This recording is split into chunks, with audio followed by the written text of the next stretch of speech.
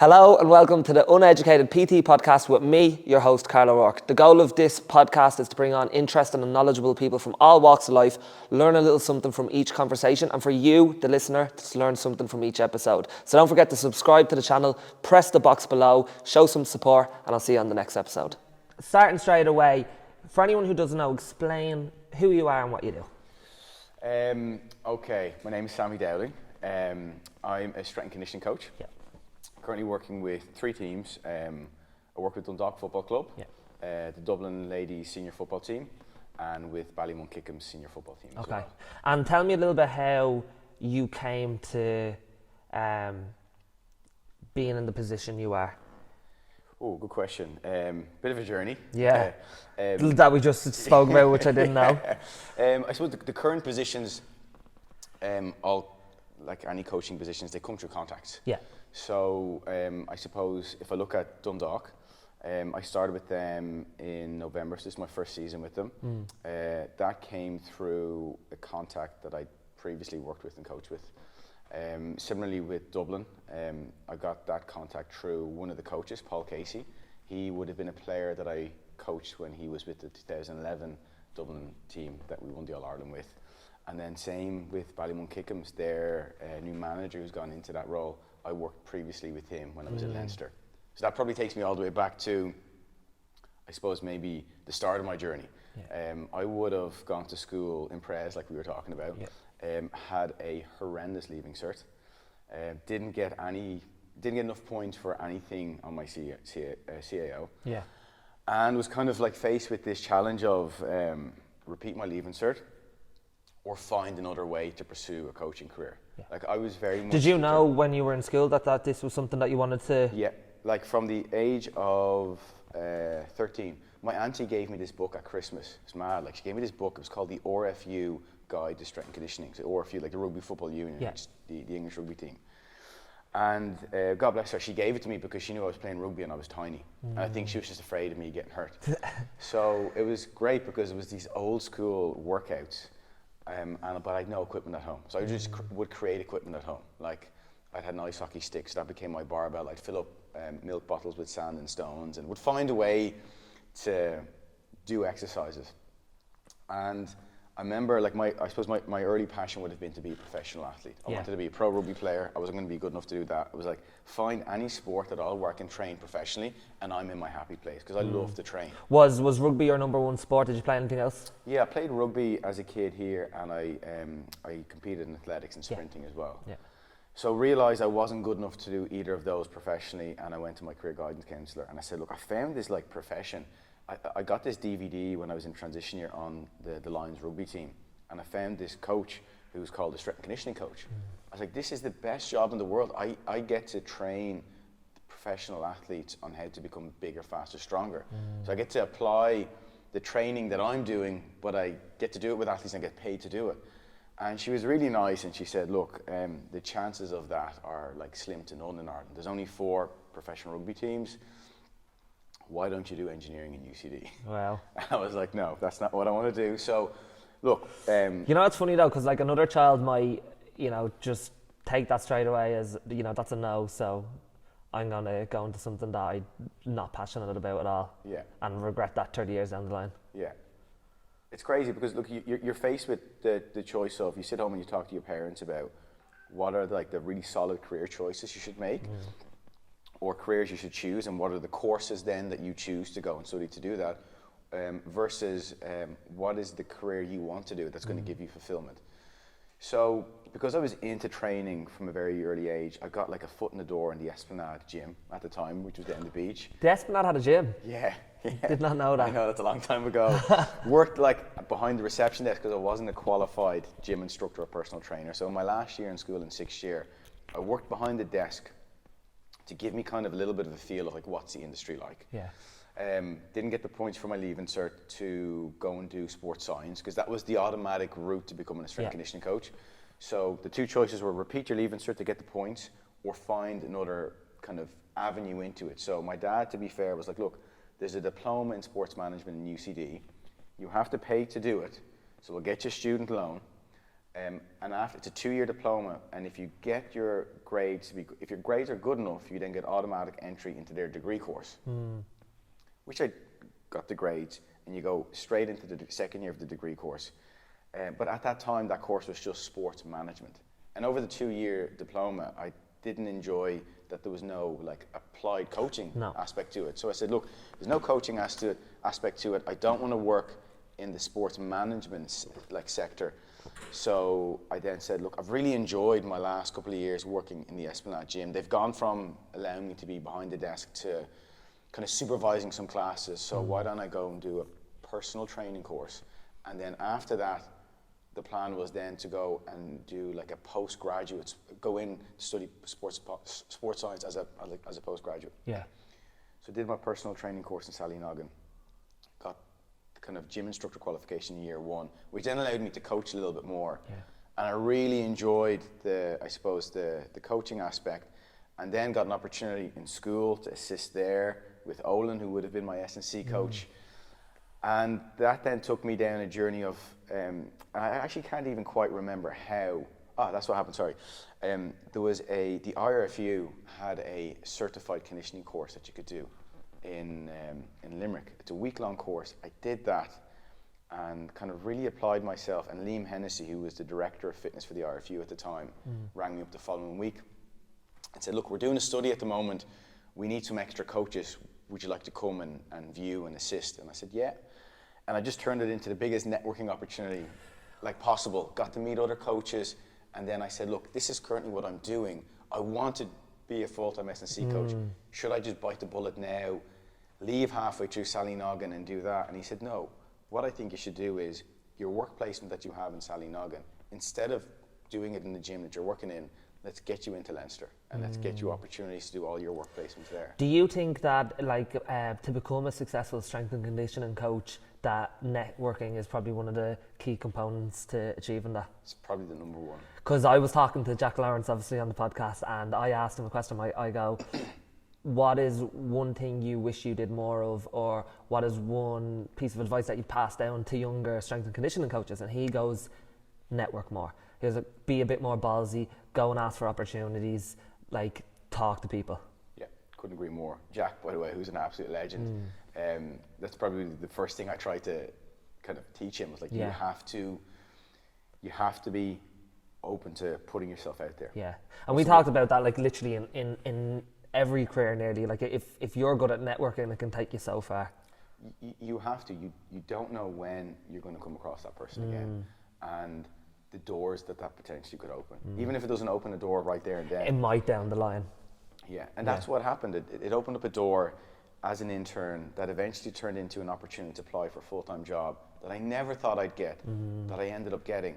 And then I just went into full-time coaching in Leinster in the academy system, to working with some of the teams in Irish rugby, worked with the underage teams, the Irish women's team, helped it with the 2011 pre-World Cup camp with the men's team. And that then all of a sudden gave opportunities to work with Dublin football, spend time with them. And before you know it, just doors open. It stacks up. Yeah. What did you learn in that time? I've learned more reflecting now. At the time, you probably get caught up in it and you are thinking too much about what you want to achieve as opposed to enjoying all the coaching opportunities while you're there. Yeah. Probably one of the biggest things I learned is that you have to be open-minded. The real tough challenge when I entered that world was... Did you have like an idea of how you wanted to work and how things were going to work? I had an idea of where I wanted to go, but I was also suffering with massive imposter syndrome. That's what I was about to ask you. I was the only person in there that didn't have an undergraduate degree. Yeah. So I didn't have any academic experiences to draw on my coaching. Everything I was doing was based on what I was learning off my peers and the mistakes I was making as a coach. Yeah. Well, that's why I've called this podcast the Uneducated PT, because then it just puts it out there for everyone to know, so I can actually relax about it then when I ask people like yourself on. Yeah, and I think it's really tough because I was the only one that was, let's call it unqualified. It I pigeonholed myself. Yeah. And I didn't allow myself to be more open-minded. So I forced myself probably to try and be a specialist very quickly. I mean, it wasn't that they forced it on me either, but it was very much that everyone became a specialist. So find a niche and become really good at that niche. So for me, what they really enjoyed, what they liked about me was that I was a very good technical coach in the lifting realm and in the speed realm. And I invested a lot of time into doing that. But what I didn't develop was good coaching skills and good coaching knowledge on the conditioning side and the integrated side. So, and the player management side. So that became I became really frustrated with myself with that when I realized those were skills I hadn't developed. Well, do you think it was the whole focus on narrowing down to a niche, so you felt that like you were indispensable, so they couldn't kind of get rid of you? And that's just kind of what S&C was at the time. You felt like you had to attach a label that you were this type of coach. But then the recession happened, right? And then all of a sudden you only became a commodity if you were a really good generalist. So you then had to kind of not reinvent the wheel, but really understand that actually I need to understand all of the facets and the aspects of strength conditioning. Yes, it's really good to have a specific niche element that you enjoy, but not just solely focus on that. So that kind of takes you down a journey of then being open-minded and realizing, God, I should have asked more questions at the early stages instead of just doing this one type of thing. But look, I think that's a coaching journey that's a journey you need to go on as a coach, irrespective. Yeah. So for someone who wouldn't be clued up on the roles of a strength and conditioning coach on the day-to-day when working with teams, whether it's Dundalk, whether it's Dublin ladies, like what is the role of a strength and conditioning coach in your eyes? In a nutshell, it's like you're essentially responsible for making sure players are fit to play. Yeah. Right. Like we can attach lots of fancy words to it, but ultimately, bare bones, we need to make sure the players are fit to play. And fit to play doesn't just mean like aerobically fit. Depending on the different sports and the different levels of which the players are competing at, there becomes different kind of like fitness qualities that they need to be good at, right? And players that I work with will also, like I'm working with players of varying ages. And I was going to ask you about that, the differences between coach and either. Yeah, and ultimately you just have to recognize and explain to coaches and to players the stage that they're at, and then it's up to you to get them to a level that they can compete. And that's ultimately what we're there to do. We're not just there to make sure that they can participate. If we don't develop them to be fit enough to compete, you're not going to last very long in the job. How important is it to really know the sport as well as obviously your job to make sure that they're fit to play, but also to understand that the sport that they play to be able to give that assessment? Yeah, look, it's important to understand the sport from the physical quality side of things. Yeah. But you don't need to be an expert in the sport from like a tactical side of things. Yeah. And I think sometimes that can be a hindrance. And I'll give you an example there. Like when I started working with Dublin football in 2009, I had no clue about the rules. Yeah. I played like 3 months of Gaelic football in transition year, and that's it. Yeah. So I went into Dublin. I didn't know the sport in terms of the rules, the tactical side. I also didn't know the players. I didn't know who the superstars were. Yeah. And I actually think that's an advantage going in. As long as when you watch the sport that you recognize these are the different physical qualities that you need to train, I think that's enough. I don't think you need to be an expert in the sport itself. Do you think if someone goes in, like let's say an S&C coach goes into an environment like that where they are like a huge fan, so to speak, that can kind of musk up their advice to certain players if they're like, let's say, a star player or something like that? Yeah, I couldn't agree more. I think the worst thing you can do, and I've seen it happen, is talk to players about their game. That's not our job. Yeah. If they ask that question, you have to kind of like beat around the bush a little bit, because the last thing you want is to influence them or even a coach. Like if coaches ask you those questions, like you've got to, I think it's really important, you've got to stay in your lane. Yeah. And you can just provide, answers based on your physical knowledge and the demands of the game, and without crossing over on the technical side.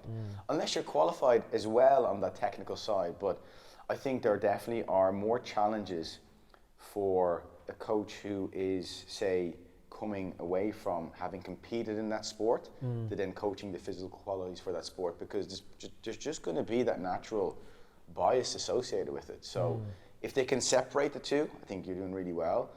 But like I said, I think for me it was an advantage working with sports that I had very little technical knowledge or coaching knowledge on, because you don't even think about it. Yeah. Your ignorance is bliss, essentially, so you can do the role that you want. Yeah. Let's talk a little bit about, for athletes that are actually listening to this now and might not, they might be playing their sport and they want to get better at it, but they don't really understand the training side of things, recovery side of things, getting better at their sport from that side of things. So what are some of the general mistakes that athletes would make in, let's say, the off season when they want to go into pre-season and in season a little bit sharper? Yeah. So they kind of go, I've seen athletes go down one of two ways, right? Yeah. I'll address the first one. One is they do very little, okay, and they turn into a sack of spuds. And they then just most of the lads on my team. And they do that year in, year out, and they get away with it when they're younger, because they just associate pre-season with being this massive battle, this huge like hill or mountain they have to climb. And when they're younger, it's fine. It's probably like a small bump, right? It's like Bray Head, right? Yeah. Easy to do. And then it becomes the Sugarloaf as they get older, and before you know it, it's Mount Everest that they have to climb. Yeah, bodies ache. And and pre-season shouldn't be this slog, right? So they either do very little or nothing, or they go down the other route and they become too specific and too isolated. So I'll give you an example. They either want to put on muscle mass and they train like a bodybuilder during the off season, or they want to get stronger and they train like a powerlifter, or they want to get faster and they train like a sprinter.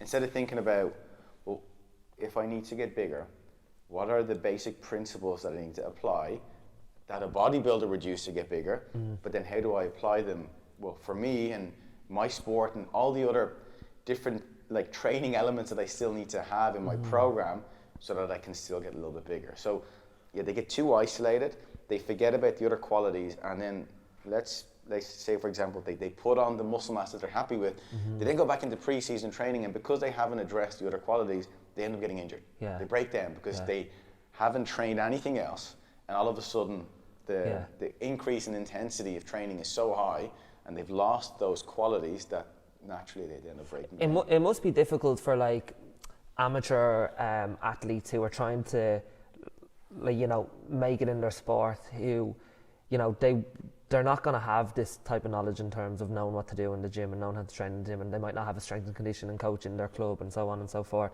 that a lot of the mistakes that they make is probably going into the gym and just training like a bodybuilder.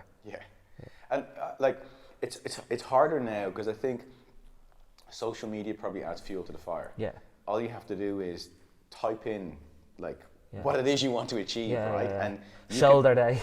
And you can find all these workouts and all these accounts of what you should do, and this is it's only human nature. You see what someone does and you associate what they do. Or that how gives them they that look. results. Exactly. We just see the tip of the iceberg, right? I made the mistake when I was younger as well in terms of how I train. First with wanting to train like a bodybuilder to get bigger, but then even seeing what some of the pro rugby players were doing in terms of their training footage, and then trying to do it without recognizing that that's just the tip of the iceberg, right? We don't know what they've done for the decade before. Also potentially just like the genetic predisposition that they have, irrespective of how they train, that just could be that's how they are, right? So it is tough, and I think the advice I always give when someone asks me is, well, the first thing sometimes like players, the biggest mistake they make is at the end of the season, and I love it, they're focused on their off season, but they don't even sit down with their manager or their technical coaches and they ask them, what do you think I need to improve on? Instead of this self-analysis of, I'm not big enough, I'm not strong enough, I'm not fast enough, I'm not fit enough. Ask a coach. Projecting your insecurities. Particularly if they're going to coach you next year. If you want them to select you, what do you think I need to improve on from a physical point of view? It's such a simple thing, but we don't do it.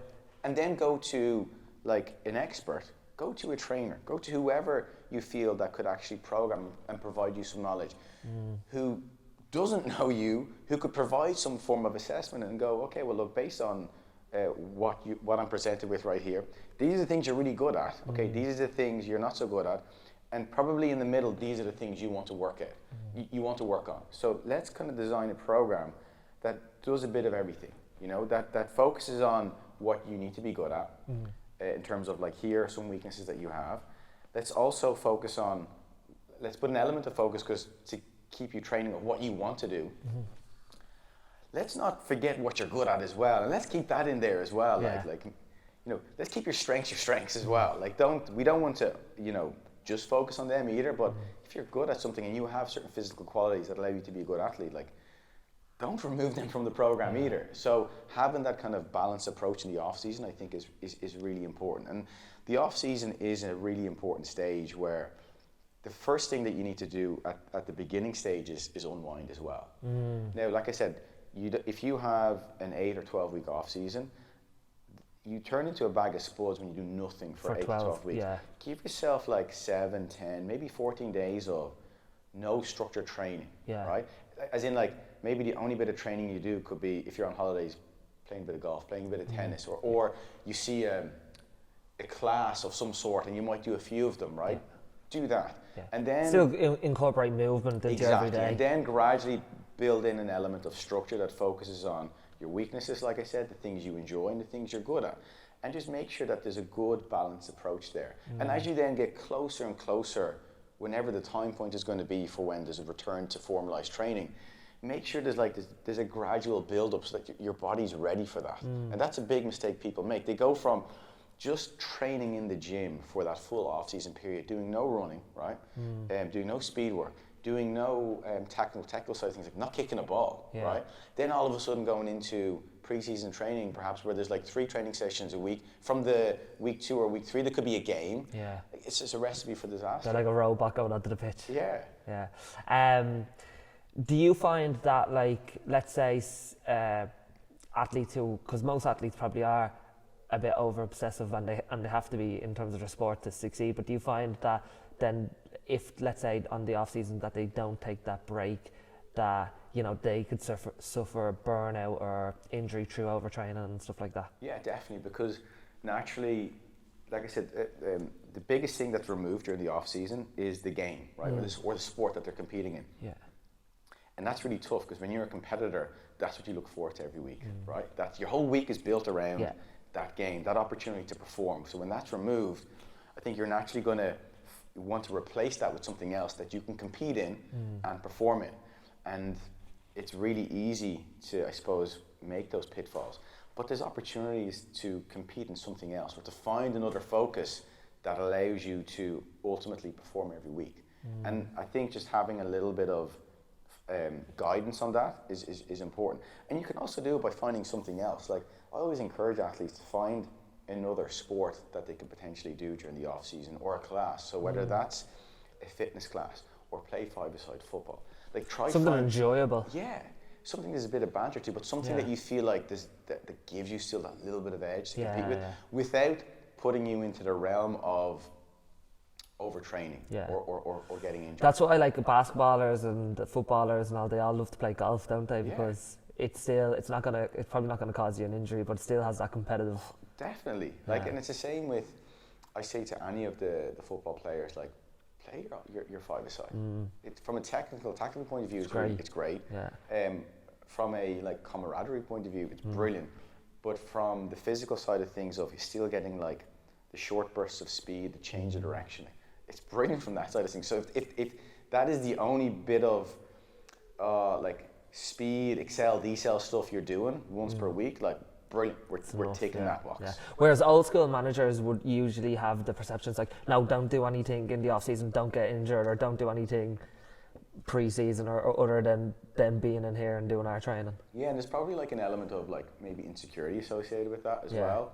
There could be a fear of, like, you'll break down, but I think we sometimes have to remember that, like, athletes are, like, they are robust. I think we don't give ourselves enough credit for how strong athletes are. Like, the games we're playing, like, injuries can happen, but if we remove that element of, like, toughness for an extended period of time. Yeah, then they become soft and they become injured. And then the chances of them getting injured It increase. goes up instead of down. Yeah. What for someone like myself who wouldn't know the ins and outs of, like, let's say in season and stuff like that, when you are going for championships and you are going for titles and stuff like that, what does the gym work look like for athletes on the in season? Is it a lot of just recovery in the gym? Is there actual work still being done in terms of keep taking over and stuff like that? Yeah, a really good question. It looks different at different stages. So if we let's go backwards from say peak week or peak of the season, say the final. Yeah. Probably a really good example. The All-Ireland final last week with the ladies team. If we look at how we trained in the 2 weeks leading up to that in the gym, the biggest thing you'll notice that looks different in the gym session compared to the off season or even the start of pre-season, first thing is probably exercise selection. We'll use less exercises, right? Because we just focus on what is most important that's going to allow us to make sure that we can perform and peak, and anything that isn't going to allow us to perform is removed. So we probably look at, I'll give you actually a real life example. So our last gym session would have been 5 days out, and the main exercises were some plyometric jumps. So we would have done our hurdle series, a loaded counter movement jump, so that's our lower body, and then a push and a pull, a concentric bench and a dumbbell row. 4 exercises, And that's it. And then we have 2 accessory exercises for our robustness. The session is no more than 30 minutes long, like in and out. Athletes feel fresh, they feel like they could do double the amount, but they don't need to do more to perform in the final. Do they want to come out of the gym feeling like they've more energy than less energy, essentially?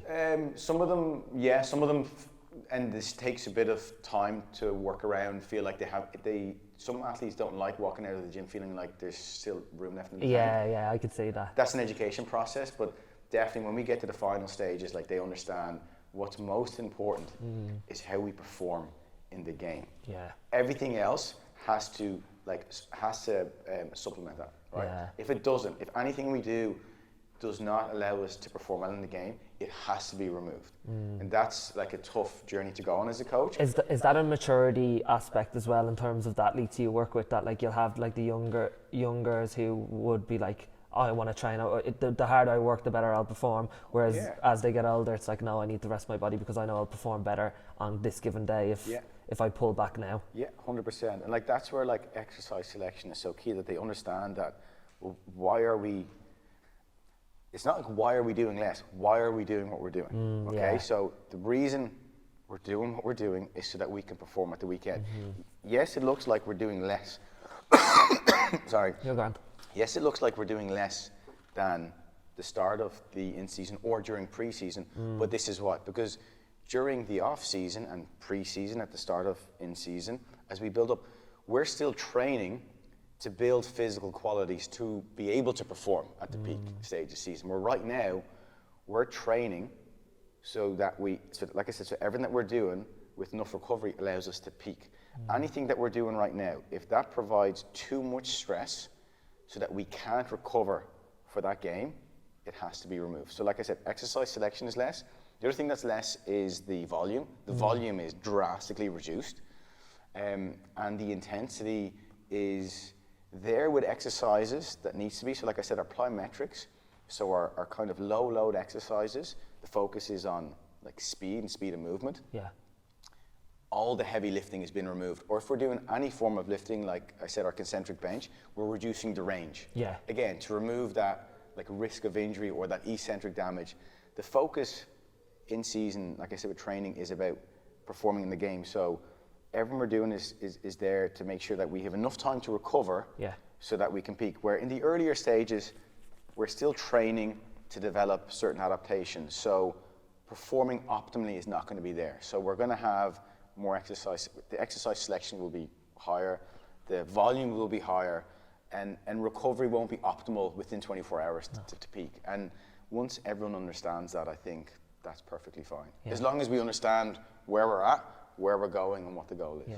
In terms of like the three sections, like the in-season, the pre-season and the off-season, would the off-season be the most important time frame in terms of catching up on them weaknesses that you have as an athlete, because you essentially don't really have as much time for your individual programming if it's pre-season and in-season? Yeah, man, it's a really good question. I think I hate to use the answer, it depends, but I'll give you some examples, right? Yeah. It depends on the individual and the experience they have, right? So someone who has probably a decade worth of training qualities doesn't, I suppose, during their off season, doesn't need to rebuild as much as someone who doesn't have those qualities. So a more experienced athlete, their off season is focused more on regeneration, recovery. Their ability to rebuild and retrain comes much quicker because of their experience, the qualities they have. Whereas someone who's very young, who has like a very young training age, like we had a couple of players this year who came in from the minor squad in Dublin where there's no S&C programming at all. So they're coming in fresh, which is great. But at the same time, we need to develop some really like solid foundations to make sure that when we get to the final, that if we get to the final, that they haven't broken down during that journey. Yeah. Their off season is so important. It's like of a different level, and the same with their pre-season and their in-season. We would train them. We would actually push the boundaries of training physical qualities further into the in-season with them than the other athletes. Yeah. And that's where communicating that with the different managers and coaches as well as the players, so that they understand, so that players who get certain exercises removed from their program and feel fresher coming out of the gym recognize that the reason we're doing that with them versus the others is not that we want them, that they're not training. Sometimes they feel like, oh, we're not training as hard as them, like why are you pushing them more? It's to remind them that, well, they still need these physical adaptations. We need to continue building them up because they don't have the qualities you have. Yeah. And if we don't do that, then they're not going to be able to support you in peak. And because they don't have that, they still have the capacity to recover quicker because they're still in that newbie phase. You know yourself, when you're training a newbie, they can train 5, 6, potentially 7 days a week and recover and continue going on. Like, as you get closer and closer, and as you increase that kind of trainability, doing less is more. Recovery becomes almost like every day. It does. And I think just communicating that is so important. Yeah. It's really like, even though like you have your collective training, it's very specific to each athlete that you work with, their training. Yeah, like, and I think sometimes this happens in the S&C industry. They forget, like, we're ultimately personal trainers. They don't like to be called personal trainers, right? There was a stage where there was like this distinct of like, oh, so you're a personal trainer? It's like, no, geez, I'm not. I'm a strength and conditioning coach. You're training loads of individuals. You're personal training individuals in a group environment. And if you're not, you are very disillusioned in what you're doing. Yes, there's general templates, there's general concepts and programs that we're putting out there. And we're not designing an individual program for every player, but we're probably bucketing players into certain categories. And then from session to session or week to week, we're making small tweaks here and there. If that isn't personal training, then what is? You know, and that's probably one of the biggest mistakes young S&C coaches make. They enter this world of, I want to be an S&C coach. They want to train in this team environment, and they've never coached one-on-one. And like any coach I take on as an intern, number one advice I give them is start coaching one-on-one as soon as you can. So do you think that's really benefited you over time, is doing that kind of trade of personal training down in thingy and working with general public before even athletes? It's so important for a few reasons. Like, number one, learning how to communicate with them, how to talk with them, when to have a bit of banter, and when to be serious. Like, getting to understand that, like, not every day when a player turns up to training are they firing on all cylinders. So getting to understand like what really makes them drive, when they're low, how to peel back on things. And if you can't read a player, if you can't read someone, if you haven't developed those skills, you're going to make an awful lot of mistakes. So I think, you know, working one-on-one with as many people as you can at the start is so important. So you even get to see how people respond to different programs, how they respond to different training intensities, how they respond to just even different training environments.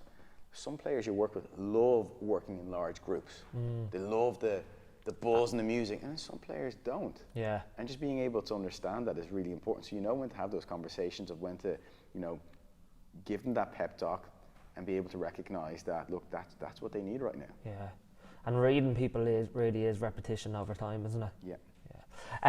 Something that you have that I think is really good, I just want you to expand on it a little bit. So be stubborn on vision, but flexible on details. Yeah. Explain what that means.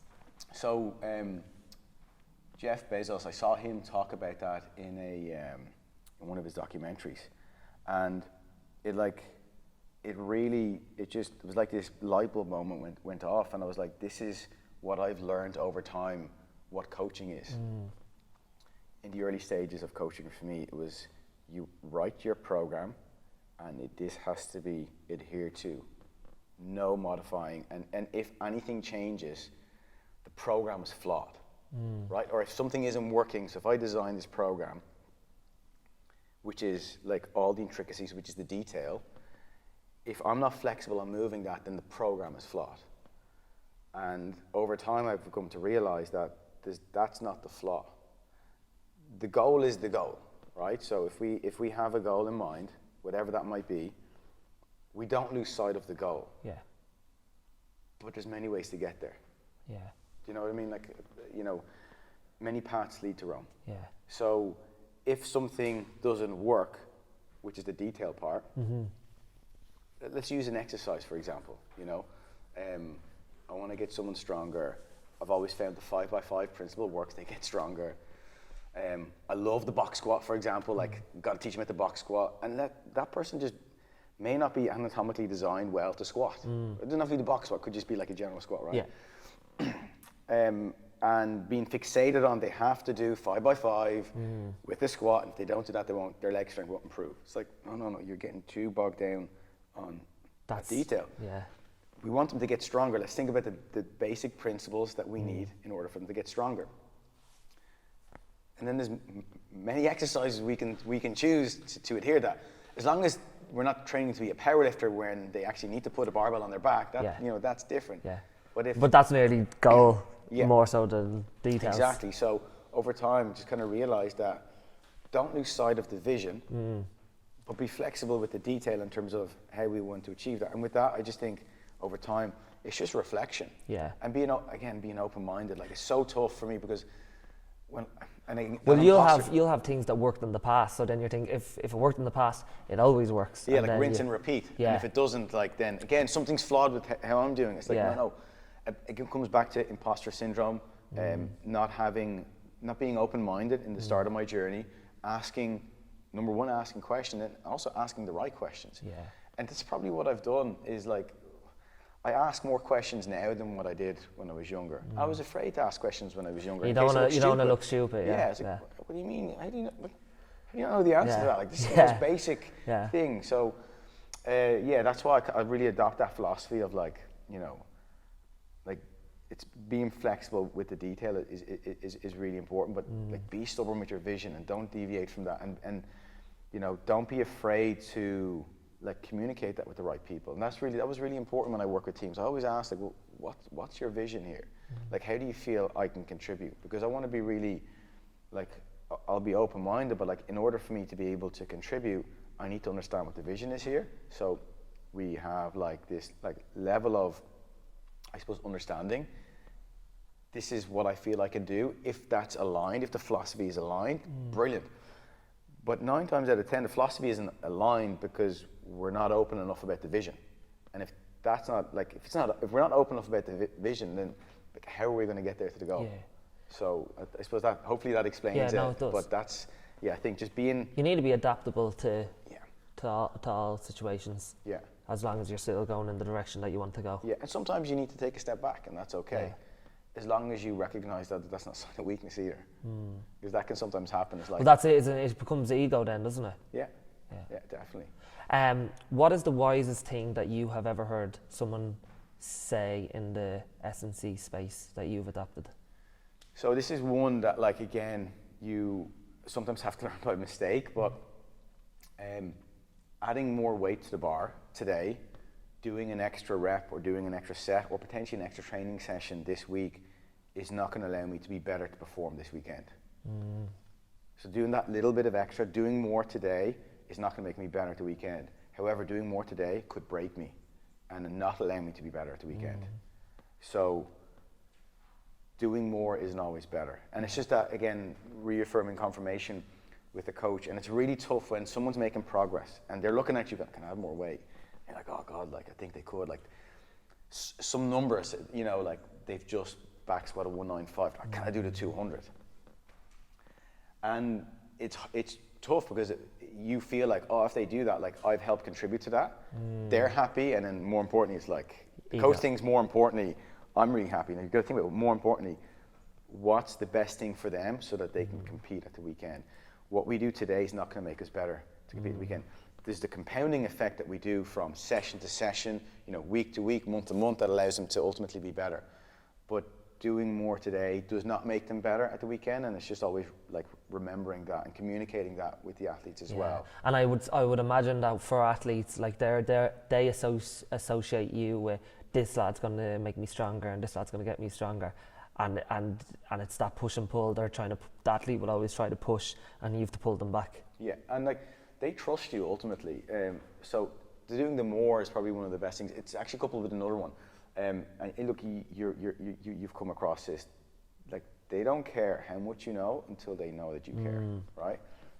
And I've seen this. It's actually really enjoyable when you train interns and you bring interns into the team environment. Even any coach who has zero experience, the moment you see the athletes trust them is the moment that you recognize that they don't care how much you know. They don't care who you've worked with. If they know you care about them, that's all that matters. So the level of experience is actually irrelevant when you're coaching, as long as there's a trust. And I think that is so important. But in my early days, I thought it was all about trying to build as much experience as possible, take on as much work as I can, because the more experience I have, the more teams I've worked with, the more that athletes are going to trust me, because they're going to be like, man, he's got so much knowledge. He knows based everything. on how many teams he's worked with or who he's worked with, surely that dictates how much knowledge he has, and they'll buy in then. It's like, no, that's because you could have all the knowledge in the world, but if they don't take it on board, then the knowledge is useless. If you don't create an environment where they feel you care about them, all the knowledge in the world is irrelevant. Yeah, it will go on deaf ears. Yeah. I suppose we spoke about it a little bit before, but what is one mistake that you wouldn't make again as a coach? Probably thinking that they're going to respect you based on being this very like strong figure, very vocal figure, discipline style figure. So in my early days of coaching, if a player was late, I would try and create, this kind of feeling of like they've made a mistake there, and like, and not just in that scenario, but like almost like punish players for doing things wrong, as opposed to be a real disciplinarian. Yeah, and it came from the environment that I was introduced in, and I saw that being done, and I saw players respect the coaches, and I thought, well, that's cause and effect. That's why they respect them. But kind of quickly learned, like, no, that's not how they respect you. Again, back to they don't care how much you know until they know that you care. Yeah. And you being your own man and your own coach in your own way. And not trying to replicate a coaching style of someone else. Yeah. So it does take time, I think, to find your coaching style. Right? Well, you're always, as a young coach, you're always going to try and adapt to what you see around you, the success you see around you. Yeah.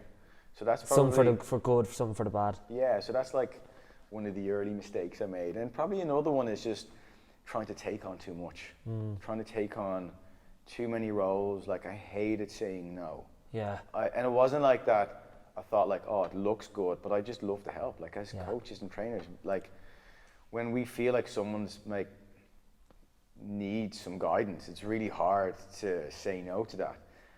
But we're also only one person. We can't clone ourselves. And you know, the reality is if you say no, you're not letting them down. Like, to find someone else. That's the reality. Do you know? Like, you're not the only person that can help them.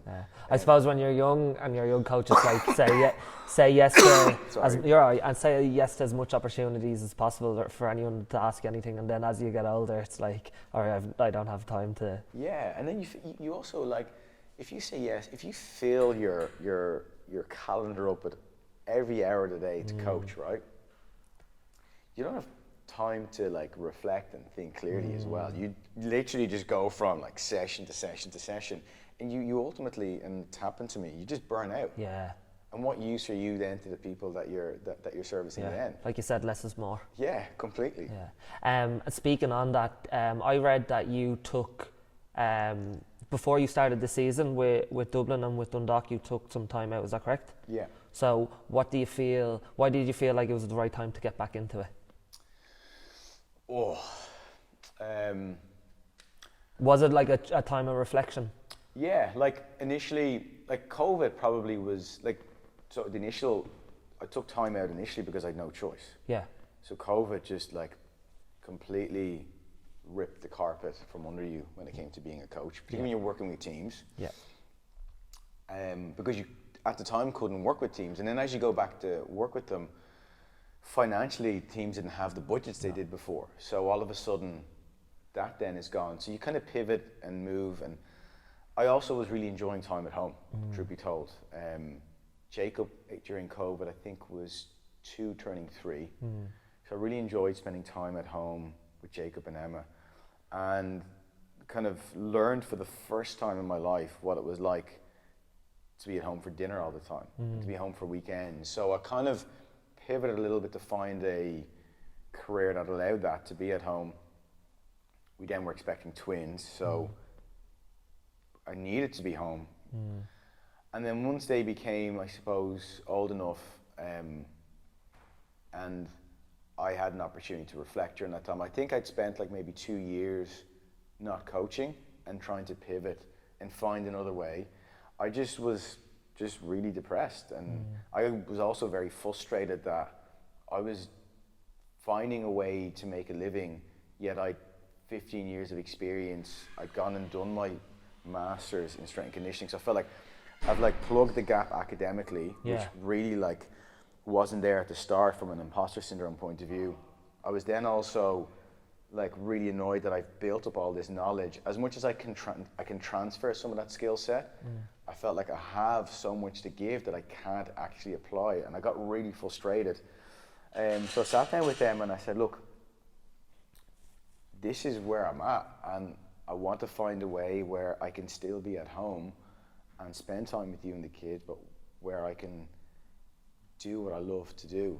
That gives me fulfillment, and ultimately that's what it comes down to. Like, as much as I can transfer the skill sets and find another career, I've tried it and it doesn't give me fulfillment. Like, not at all. I feel like a bit of a fraud, and I feel that I'm not, if I continue doing this, I'm not going to be happy. I'm starting that process of being unhappy, and it's actually starting to affect things at home. So she was so supportive. She's like, look, if that's what you want to do, let's do it. But let's just obviously still make sure we're still keeping that family work-life balance, which we've really got during this time. So then it was just about finding kind of the right opportunities. And it's funny, like, you talk about putting yourself out there. It was really tough. I'd never done it before. I just put up on LinkedIn, like, open to work opportunities, essentially looking to get back into the field. And I was really afraid to do it. Because Why was that? I was afraid because I thought, like, God, will people see this as a sign of weakness? Yeah. Because every year, come October, November, offers come on the table. It's just kind of in the S&C world how it happens. And because for that 2-3 year cycle, it hadn't happened with COVID, and because they had seen I pivoted, I knew the only way to get myself out there was I actually have to let people know. I know it sounds silly to think that I was embarrassed about it, but, like, how are they going to know I'm open to work unless I actually put up open to work? Yeah. And then just, but it's like, it's something that people do all the time. They want the opportunity to get frustrated about not having it, but then they don't let anybody know that they want it. Yeah. And then, you just, offers come in and you just have to make decisions and sit down at home and talk about, like selecting the right offers and making sure and being honest with those offers that, look, this is who I am now. Sami now is different than Sami pre-COVID. Sami now is a father of 3 kids. 2 of them are like, they're only turning 2 next week. So the time I have to give is not the same time I had before. When I'm here, I'm 100%, but I can't do this role 100%. So it either involves some flexibility and that works for you, and if it doesn't, it doesn't, and that's okay. Yeah, well, it's not about giving all your time, it's about when you give your time that it's quality time for the athletes, I suppose. Yeah. And speaking on fatherhood and stuff like that, have you found since becoming, for the last, I suppose you've been a father for what now, 3 years with 3 kids? 4 years?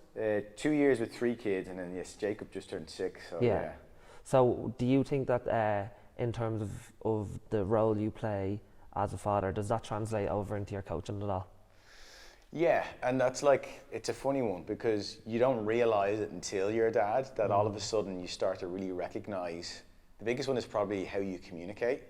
So if I see how I communicate with Jacob now as a 6-year-old, it's very different than how I communicated with him when he was 4 or when he started to talk.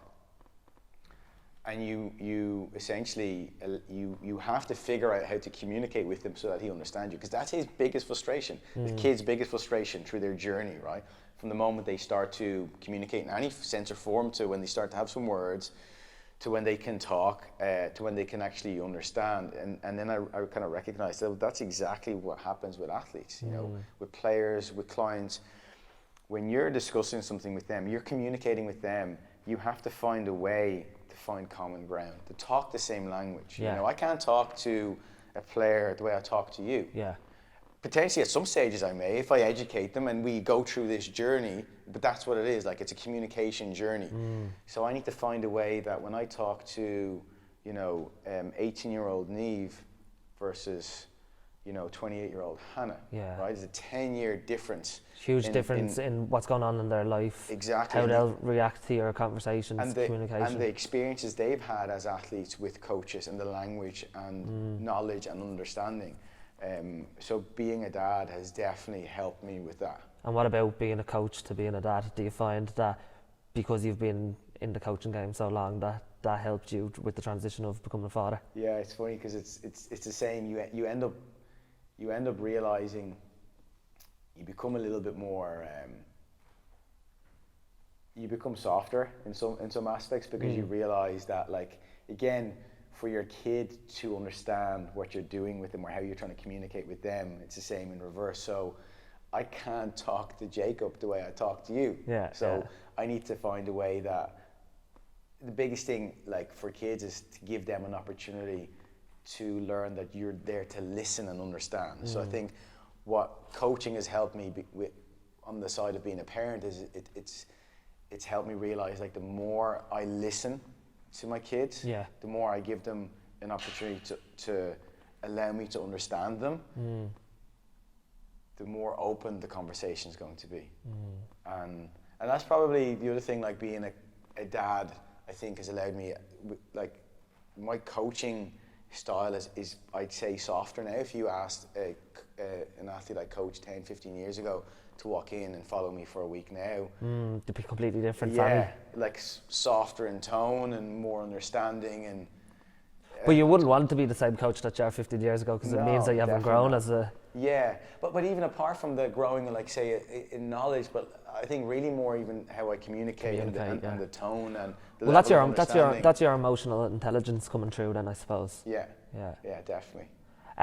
Okay, last question that I'm going to ask you. So what, out of all the things that you've learned so far in your coaching career, and the things that you've probably learned this season, especially after taking a break and coming back and now working with Dundalk and working with Dublin, what are the skills and attributes that you feel that you're going to continue to work on and grow as a coach and become better at your job? I think to continue being open-minded. I think what's really enjoyable when you work in a team setting is you recognize you're a piece of the puzzle, or you're a cog in the wheel. You're not the wheel. So there's still missing parts for me, particularly say on the rehab side. So with some of the teams I work with, it's a very kind of like specialist skill, and some teams I work with, it's a more generalist skill. So on the generalist side, you know, over the years, I've had to tap into improving the sports science aspect, the wellness aspect, the GPS aspect. The one I feel like I still need to work on is like on the rehabilitation side of things. So that's one that I'm going to tap into this year as well. And then ultimately, like the management side, the management side of things. So, you know, when I'm working with Dublin, like it's a big backroom staff. Yeah. And like it's brilliant because we all know we have a specific role, but we also work with each other collectively. And I think to continue learning those kind of softer skills when it comes to managing and delegating, there's still huge room for improvement. Like if I think of like on any given day, I'm probably only coaching for, like intensity coaching for no more than maybe 2-3 hours maximum. Yeah. Like outside of that, you're having conversations, there's admin side of things, there's travel. So within the coaching side, it's actually very, very small. So it's not that I don't want to continue improving to want to be a coach, but there's so many other things that happen in my day. I feel like there's huge scope to continue improving that. Which is a lot of working with people. Yeah. And your open communication. Yeah. And obviously your emotional intelligence and soft skills with that. It's massive. Yeah. If any athletes want to reach out and maybe get advice off you or look for training or anything like that, is there anywhere where they can find you? Yeah, Instagram. It's probably Instagram's the easiest place. Like I don't post an awful lot. You've enough things going on. Yeah, because that's like I always get a lot of grief about that at home from Emma, because obviously she posts an awful lot. She's on the ball with that. Yeah, she is. I give her lots of credit for that. Yeah. But yeah, just hit me up on Instagram. Yeah, I'll leave show notes, links and stuff like that as well. And if anyone wants to reach out, of course they can. Perfect. Sammy, thanks a million for today. No, thank you, Carl. Appreciate it. Thanks for watching. If you like that episode and you want to see more content like this, make sure you're subscribed, and I'll see you on the next one.